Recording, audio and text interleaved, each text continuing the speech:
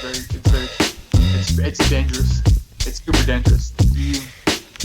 I had a couple questions come in about just COVID in general, but Mr. Beck asks, what does inspiration in the kitchen look like mid-pandemic?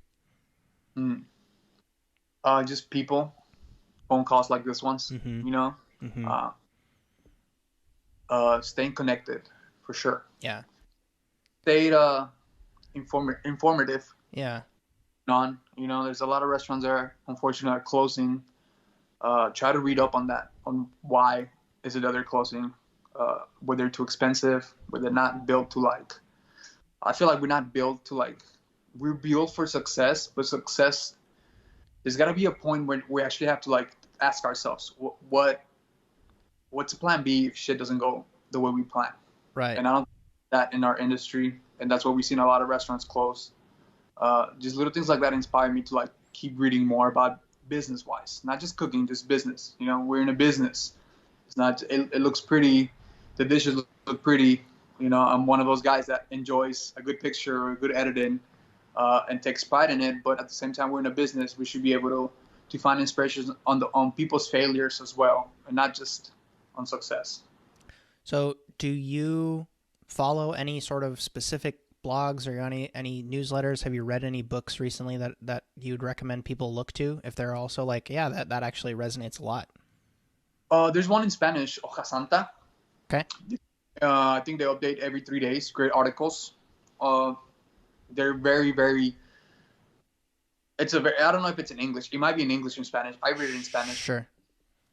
But they do a lot of updating on restaurants that are either closing, and they actually speak to these owners and chefs and get their perspective. And a lot of them, again, they're still adapting.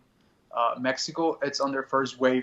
It started up in America, and now it's going down the border. So they're experiencing what we experienced a few months ago. It's wild, man. Yeah, my family in India is the same. It's nuts. Carlos Kamach Zero. This kind of goes way back to our question about you starting off, and I'd be curious to hear your thoughts here. I was asking what would the first thing I do when I arrive for my stage.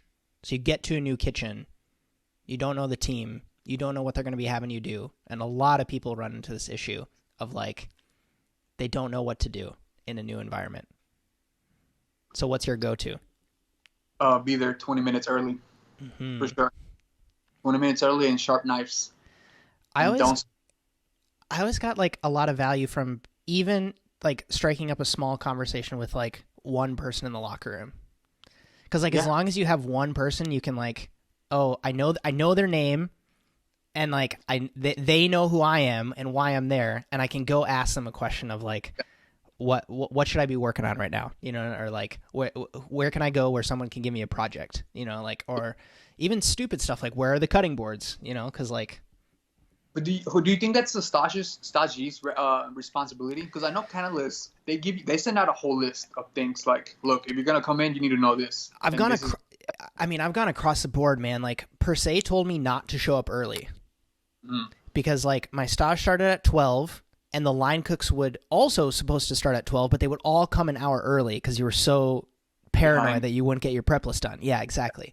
And so that first hour for the line cooks was spent you go to the walk-in, you check your ingredient list, you check with your station partner, how much sauce gerbiche do we have left? Do I need to make beurre monté? What do I need? They're getting their mindset right for the day. And the last thing you want to be doing when you're doing that is having some dude on your apron tails hey, what can I do? What can I do? What can I do? And so and then I've that was so systematized and they knew exactly how to run stages. And I've gone all the way to the other side of the board where I get in the kitchen and this guy's do you know how to say, that you need to say behind in the kitchen, right? They think you're a total dunce of a human being. And so, I've gone across the board, so I kind of see where this person's coming from of, what's the first thing I should do? Because it does change. Yeah. But it just what type of kitchen you're going into. Mm-hmm, mm-hmm. Like you said, that very format with a specific format that know what they want and how shit's going to get done, or to the shady kitchen where you're going to have that one douchebag that's gonna be you to say behind. Yeah. This question was asked, and I'm so happy it was. Chris U. Castro asks this question, and it was also super high on my list because this is how I would hype myself up going down into New York City to stage as a 19-year-old kid. I want to hear about your fascination with Drake. Oh, God. And your love of Drake. The specific question is, why is Drake your go-to artist for vibes? Storytelling. Basically storytelling.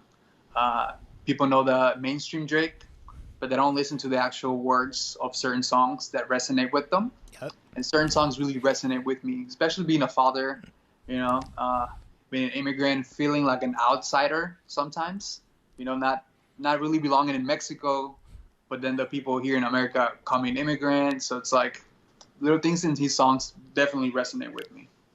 That's why. Do you like Russ too? I do. I don't mind Russ here and there. Yeah.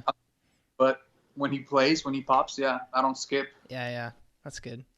No, Drake was such a, like I said, it would be my go-to music to like hype myself up, especially when when Drake snaps and really just like starts talking shit. It's just like, it's so, man, I don't know what it is. I don't know. I mean, I don't know if you remember when we were doing the Arthur's Corner and Eric would just blast music like as high as possible, and it was basically just shit that talks shit. Yep. To get you going. Totally. I feel like today we all have that little chip of I can do this, watch me do this type of thing. It fires you up. I don't care who you are, what kitchen you've been in. We all have that little thing inside of us that gets us going. I'm gonna transition into rapid fire questions.